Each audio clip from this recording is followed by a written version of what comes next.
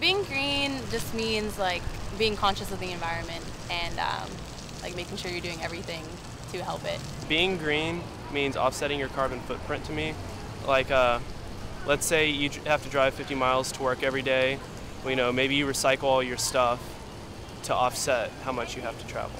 I grew up recycling. My mother, she made sure I recycled. It's a responsibility I feel that everybody should take on to try and limit the raw materials that we use, limit our resources that we're using up. It's getting back to Mother Earth. You got to keep everything clean. Do you want to walk around your house filled with trash? It's the same way with the rest of the place. I see so many other people being green with, you know, electric cars, hybrid cars, what have you. And because I don't have any of that, I don't consider myself green, even though I'd like to be green.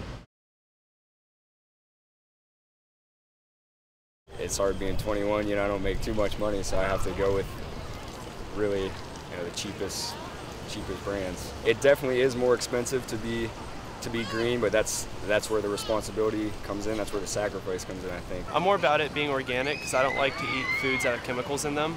I feel like it's not healthy, and that's more what I look for. It's probably the wrong answer, but it's convenience, you know? I have an apartment, I have bills to pay, and I just gotta go the cheaper route.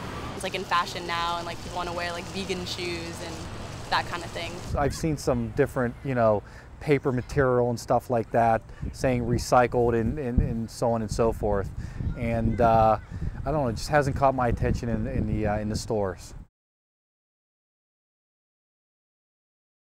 I think it started out as a fad. Like I think it started with like the whole Al Gore being like a big celebrity and like bringing in all that, like bringing media to it and it being like a celebrity type thing. But I think now that like people can see climate change in their daily life, it's starting to become more of like a common thing.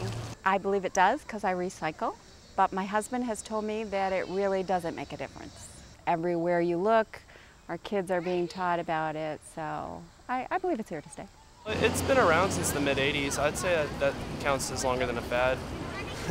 It's just the topic of the day. The weather's just cyclical. I'm not a believer in global warming. Mankind isn't having that big of an effect on the temperature of the earth. I like to think it's here to stay. This is the 21st century, so we have plenty of time to make sure we get it right.